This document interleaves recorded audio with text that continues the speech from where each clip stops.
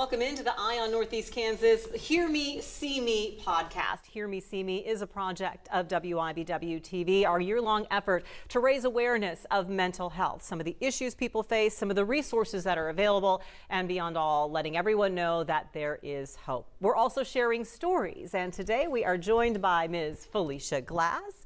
Phelica, you're a social worker, you're a counselor, you are just a person who is knowing everything. Maybe not knowing everything, but if anybody knows you, Phelica, they know what a positive person you are. I've heard you speak and I'm always motivated by you. How do you come by that positivity? You know, it's a choice every day. Every day it's a choice. I think that, you know, doing what I do for a living in terms of helping people with life's struggles and being a human who has her own life struggles, it's important to understand that I get to control. I have some degree of control over my attitude about my day. And it's not always positive. It's just what people see me as positive. Do you have like a mindset? Is this like a, you know, how you gear up for a sporting event? You have to have that kind of pep talk every day? Well, I don't think I need a pep talk though. I think that I am blessed with a positive demeanor in most situations. So I wake up knowing that every day that my feet hit the floor, the devil is mad because I'm going to change somebody's life. So that's my personal attitude about being able to get up. So I try not to let my problems and issues control my day, but it doesn't mean that they don't have moments in my day where it's like, I want to get rid of this. I can't live with this, you know? Oh yeah. Professionally, what do you do? So professionally, you know, I'm a therapist and I help people with grief and loss issues, children through adults, right? And so they're my primary people that I care for. Other people that I care for have general life issues like me. Some of them may be diagnosed with ADHD or suffer with depression. And if they are struggling in mild forms of that, meaning they're still able to function in their life, but they can see moments or places where their mental illness is interfering in their functionality, then I try to support them. If they have severe issues where they are not functioning in life because of their mental health issues, then I try to get them someone who is an expert in the area that they need. Interesting. And going back to what you had said earlier, that every day is a choice. Yeah. To be positive. I think that might resonate with some folks because I know myself too, and I mean, blame social media if you want, but there is this kind of perception. Sometimes I get to looking at the pictures and I think, why is everybody so happy and why am I not as happy as they are every single day? It's a choice that we have to make. It's Absolutely. Not automatic necessarily. So no, now for the people who are going to be like, now she's a therapist, she knows better. There are cortisol and brain chemicals that impact mood. And I 100% believe that there are some people who are chemically impacted by, their brain is impacted by the chemicals in their brain. So they may be naturally sad persons, right? But people who are naturally sad should get support. Right? And they get the coping skills that are needed in order to have the ability to choose. Someone like me, I don't struggle with depression all the time.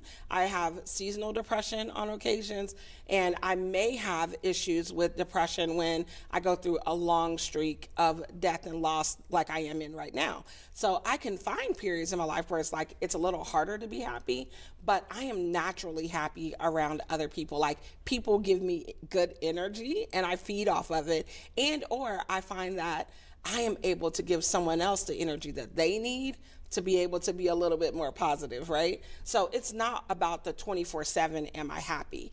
It's about when I'm in the presence of others, can I be on? Absolutely. Are there times when I will say, I apologize, I shouldn't have to apologize, I can't be on because I'm dealing with something?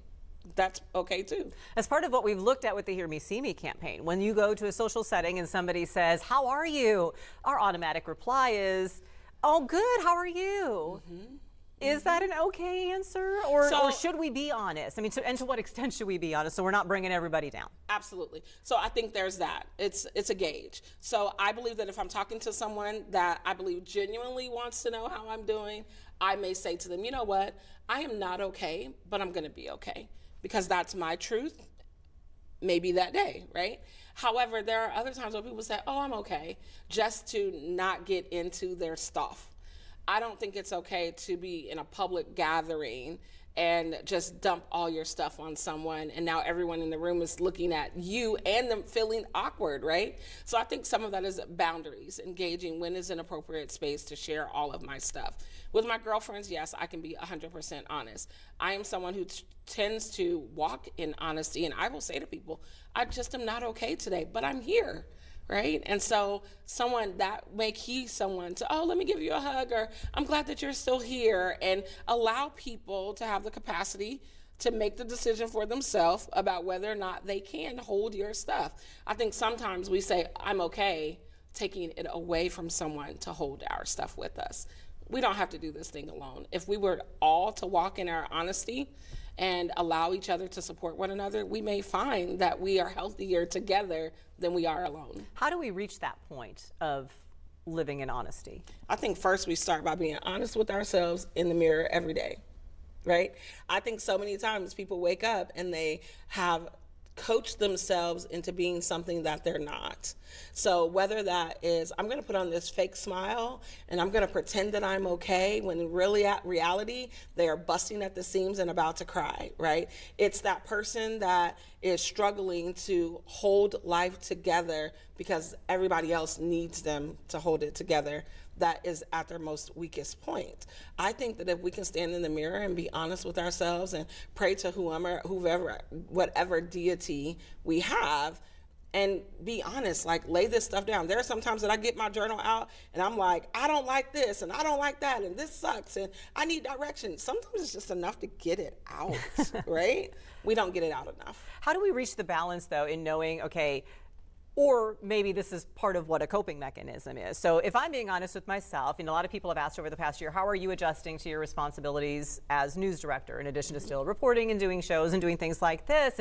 And you know, and when I'm being honest, I say, well, you know, some days are better than others. And I often will tell people that because it is an adjustment. It's a big adjustment. And so there are some mornings where you get up and you're kind of like, man, or you get home at night and you're saying, am I doing this? Am I doing it all? Or I start saying, I am not doing anything well, but boy, I got the dishes done last night, so at least I got the dishes done. Or, you know, well, part of it was learning, okay, I didn't get this done today, but in this position, because coming from a position where everything had to be done by 5, 6, or 10 o'clock because it had to be done or it didn't air, now I'm in a position where there are certain things that I've learned, okay, I didn't get it done today, I can put it on a list and get to it tomorrow. It will keep. I don't have to get everything done today. Absolutely. So how do you employ some mechanisms to be honest with yourself? Because honesty isn't that I'm not doing anything, because I am, you know, so then it's like the second step of honesty. There's honesty, and then it's stop being dramatic and really be honest and re-examine. Absolutely. So I think it's that place of, okay, here's what I have accomplished. I'll start over. Here's what I'm feeling. Are these feelings my truth? What can I do about them in this moment? What are my successes? Because I think that if we took a better evaluation of our successes, it would actually change our view of how our day was, right? The other thing is that I explain to people is that it's important for us not to take one moment of bad feelings and equate it to a bad day. Okay. I might be upset and angry and bothered for 10 minutes out of a whole day and say, oh, my whole day is shot. You ever heard someone say that? Yes. When in reality, no, that 10 minutes is shot, because I have the ability to go and do a reset. I may need to step away. I might need to take a walk. I might need to take a nap. Whatever that is, I still have some power and some control. I think that we don't give ourselves enough credit for our ability to be able to say, you know what, I'm not feeling good right now. What do I need? Get what I need, and then start again. We are so willing to feel bad, but it's like we don't feel like we have the right to feel good, because my goodness, Phelica, if we celebrate our successes, then we're just not being humble and we're just being full of ourselves and egotistical. Well, anyone that knows me knows I am all about the celebration, right? And I think the reason why, so part of my celebration spirit comes from the idea that I was 25, I lost my brother, my mom had a stroke on her front steps, and I gave birth to twins that were severely premature, all in a 7-month time period. And I was consumed with all of the sadness. And one day I decided I don't want to be sad all the time. And yes, I've had some difficult moments.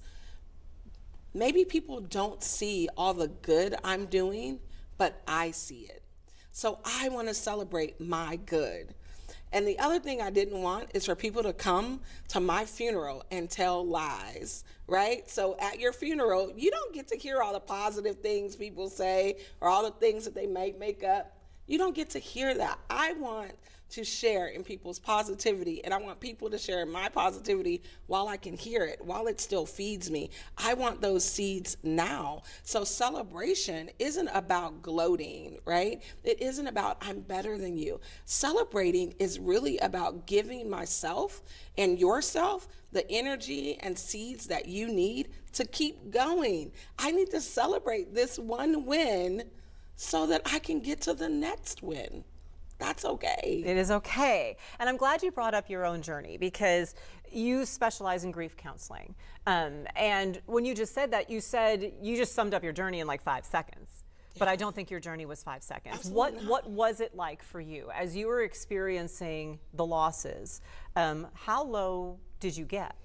Oh, extremely low. So it started with some depersonalization, derealization of like sitting in the classroom. So my brother died while I was still in grad school, the last 2 months. And I'm sitting in class and I am sitting in my desk, in my chair, but I see myself across the room screaming, yelling for help, right? That detachment from self. Emotionally, I just was not well. I was having panic attacks at night, like when I would go to my apartment, I was alone. I technically was alone in New Orleans, had just met friends, and it was darkness. It was dark. It was lots of gray days. And when I say gray, I mean like I'm looking at you, but there's like a gray film that's happening in my life where I can't see clear through to the next moment. My mom having this massive stroke on her front steps 2 months to the day later was life altering. In that same time period, I found out I was pregnant and gave birth to those kids super early. At some point while my children were in the hospital, I began to experience severe depression. I went to work because I had to, not because I wanted to. It was, I needed a roof over my children's head when they got out of the hospital. It was being driven by what was needed, not what I physically felt like doing. So those evenings were lonely. They were full of tears. It was full of darkness. The breaking point for me was having an altercation with my then spouse, getting in my car barefooted on a Sunday morning, leaving him with all of our kids and driving erratically to get to my mom. And I got to my mom's house, beating on the door, standing outside, crying, face full of tears, and my mom opens the door and I fall into her arms screaming, I want my brother, I want my brother. Now at this point, my brother had been gone for like 2 years, but in my emotions, I was longing for him. I was craving for him. This was my little brother. And I found myself just broken and in pieces. And my mom hugged me and my dad hugged me and they told me that I was okay, that everything would be okay. But it was in that moment that I decided I needed to get therapy. So I did see a therapist following this really big moment in my life. And it was just getting to a place of restart, like dealing with the sadness, dealing with the pain. And in doing that, it opened up the space for me to identify what did I want my career to look like. And what I knew is that I did not want people to feel like they had to experience grief process alone, that they could find a being, if not many, that were there to walk through that specific process with them. Because walking with someone through grief is about going with them on the journey. It's not about fixing them. And I don't think therapy is about fixing people. Therapy in and of itself is about going on a journey to health and wellness mentally with someone. So for me, it was that defining moment that was like, if I can come to a place of brokenness, there are other people out here who are broken and just going through the motions, but they need help. And I wanted to be part of the help. Did you know, as you were going through it, did you know you were broken? No, I don't think I did. And people will hear me now talk about people are not broken, because I had to go through that healing process of, you hear people say, oh, you're broken, you're broken. I'm not broken. I had emotional hurts, right? So I was having an experience. And no, in the moment, I didn't know. I thought this was, because I'm also religious, and people tell you, pray about it. Seek God. You're not praying enough. You got to get to church. Are you reading your Bible? All of these, we're praying for you. Well, I felt like in the moment, their prayers weren't working. Where is God? I mean, and it does make people doubt. Where's God if they're praying and God's not answering? Absolutely. And so it was in that I realized that I can have God. I can say my prayers. People can say their prayers. But I also think that it's important that people recognize that God's answer sometime is in all of these health professionals that he has provided for us, who are trained and skilled to help us through the journey. They are the lifeboat here on earth sometimes. And I was willing to get in the lifeboat and let someone go with me. I think you have to learn that lesson too, that broken doesn't mean irreparably damaged. Absolutely. Absolutely. So did you feel like, even if you didn't realize you were broken, did you feel like you had to still be alone? Because gosh, who wants to hear about all my trouble? Well, I think that's it, right? I think it's about recognizing that I'm having this experience that has broken me in the idea that I can't function the way I want to, or I can't function the way I should, and realizing that I don't want other people to feel what I'm feeling, because I didn't want to hurt my mom anymore by talking about my pain. I wanted my mom to do her healing journey. No one really understood what it was like to be a mom of a NICU preemie, not one, but two of them, and they were in the NICU 99 and 107 days. No one talked, like they talked to you about the hospital experience, but no one prepares you for all of the life issues that are going to come raising those babies. And so I think for me, it was really about, I don't want to do this alone. And if there's a professional that will be willing to listen, I want to go there so I don't hurt others along the way. I've since grown, and I know that if I can get people to listen who are in my circle and listen early, I may not need therapy. How do you find your people? And if people don't want to listen, maybe you think you've found your people, but those people don't want to listen, at what point do you have to make the decision that these maybe aren't my people after all? So I think it's important to recognize it may not mean that they're not your people because they can't listen or they don't want to listen. It may be about finding the right person who is your person for that event in your life. So recently, going through all of the recent grief experiences, I've asked myself, why haven't people called me? Why don't people want to check in on me? The few calls that I got were great, but it was like the people that you thought were your closest of closest people, maybe they couldn't because they were experiencing their own stuff. And so I think it's important to give people grace, right? But in finding your people, it's really about taking the time to build relationship. Who do I have a relationship with that I can be blatantly honest? I can call in the middle of the night. It doesn't matter day or night, time, distance, whatever. They're going to answer and they're going to respond. You learn that through relationship with people. So I don't think that that happens overnight. I believe that we have to get to a place where we truly spend time with people. I know that with COVID, we've become real distant. With cell phones, we've gone to texting. But there's something about having an intimate conversation with someone. It's something about being able to say, hey, are you busy? Can we go to lunch? Or simply sending a message saying 911 and everybody being like, where are we meeting? Right? So I think we need that. And so that was kind of your journey, what led you to become a grief counselor today and specialized people today. How does that give you an extra empathy, you think, that maybe people need when they're reaching out for help? You know, I think it's important that as therapists, we have all these rules about what we can and can't do, right? But it's important for people to know that you're human. And so I believe that my journey allows me to connect with people emotionally so that I am able to remain professional, but empathize to the degree of recognizing that even though you may have lost your brother and I may have lost my brother, we didn't experience the same loss. So I can't sit in front of you and say, oh, I know how that feels. I don't know how that feels for you. I know how that feels for me. And so having that personal journey, it really is about, have I healed? Have I connected with my own stuff?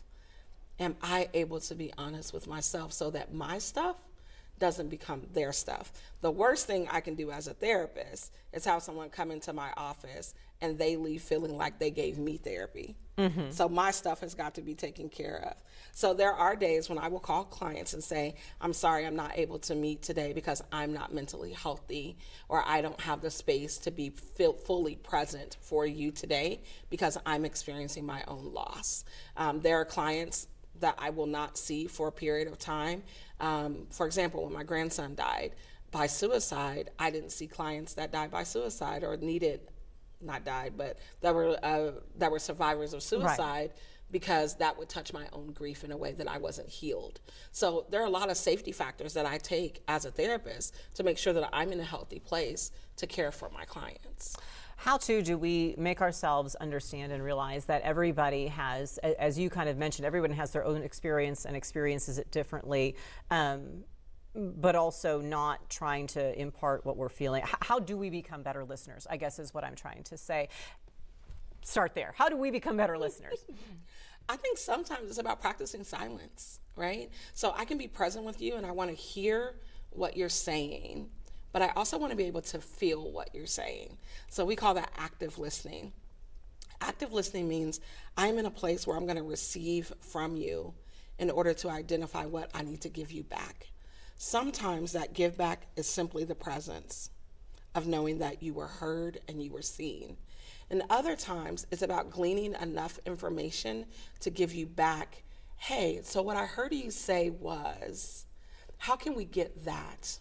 Or you have an appointment coming up and you're telling me that you're fearful. Is there someone that can go with you, right? Or can I go with you? Being able to be that for your person and knowing that typically when a person is struggling and they're needing you to listen, they're not needing you to fix it. So if I could give anyone a tip, it's recognizing that people aren't looking to be fixed, they're looking to be heard. If we are the person who is struggling, needs that support, the flip side of that is, how do we keep from falling into the trap of, well, yes, we know we're struggling and we want someone to listen to us, but I also don't want you to feel bad as you're listening, so I try to make you more comfortable. And by that, for example, the best I can give is to give personal experience so after I was a victim of violent crime and I would run into people, sometimes you'd see people who'd be like, well, kind of what you were saying, give people grace. I wanted to reach out, but I didn't know what to say to you because it is awkward. Right. I mean, how do you say to somebody, right. So, what was it, how are you doing after you had that gun to your head or after your loved one passed away, whatever the situation might be. Or sometimes after that, then, you'd find yourself then, or I at least would find myself trying to put them at ease and make them more comfortable. When I guess when you reflect on it, that's really not my job. Correct. I'm the one who's struggling. I'm the one who needs some support right now. I shouldn't be making you feel better about it. Right. And I think it's just that. It is just that. It is recognizing within ourselves that our experience is just that. It's ours. And if someone is inviting themselves to journey with us, then they're saying that they're prepared to walk alongside of us. And I don't have to make you feel comfortable. And recognizing that this journey we're taking together, will have some uncomfortable spaces.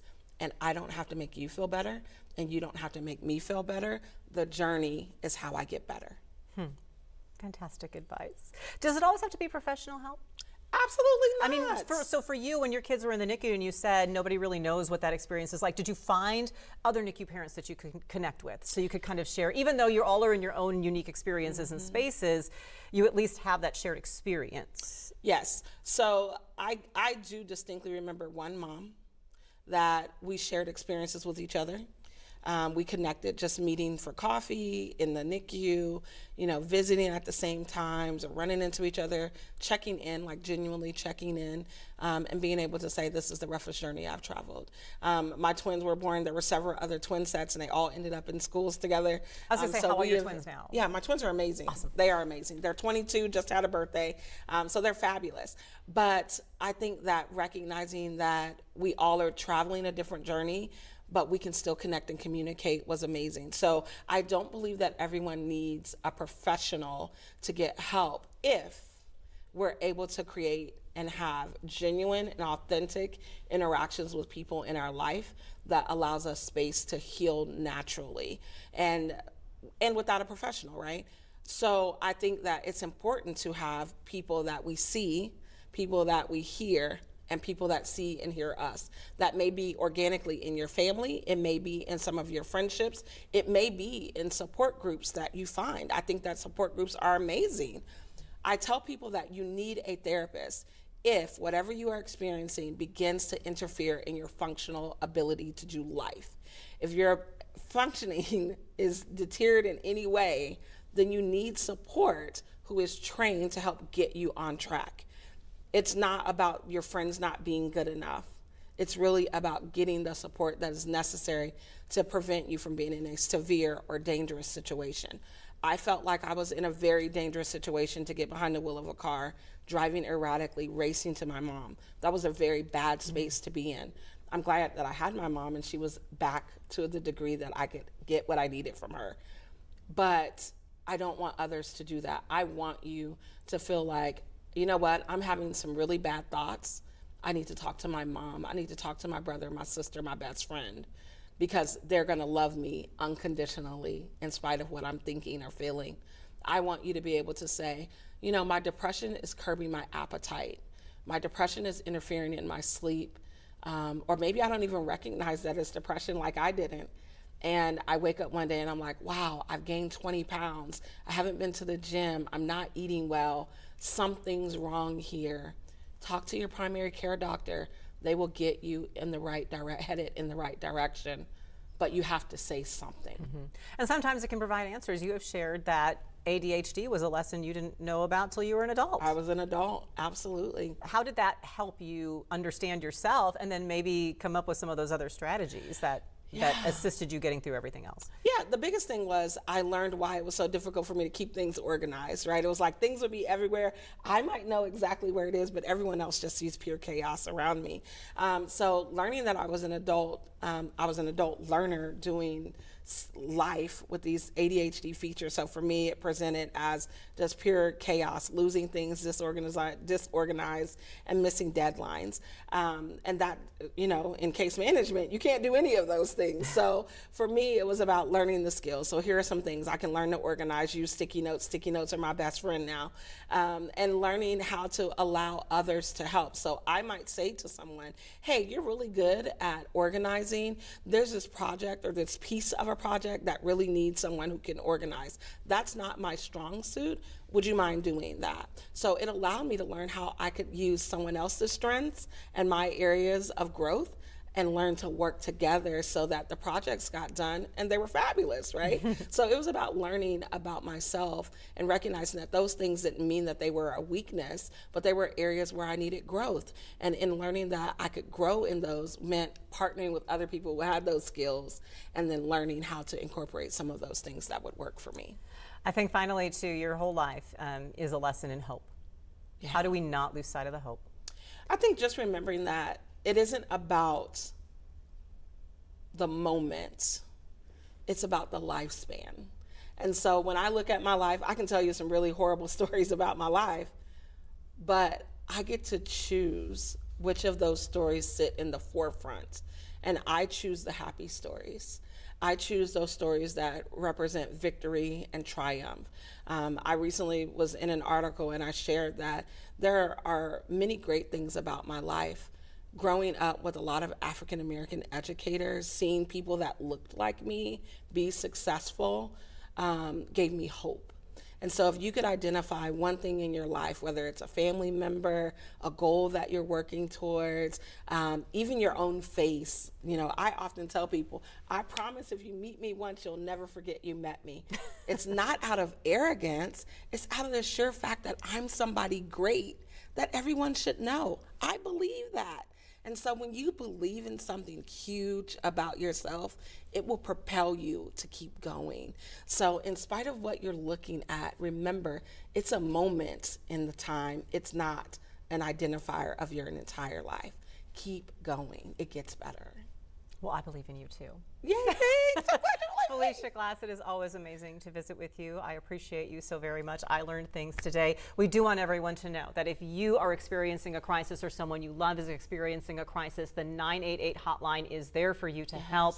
If you'd like to reach out to other resources, we have a whole bunch of them locally around Northeast Kansas and nationwide organizations that can help you connect. Go to WIBW.com/hearmeseme. It is all there for you. Phelica, thank you. And to just everyone, we hear you. We see you, and thank you. You matter.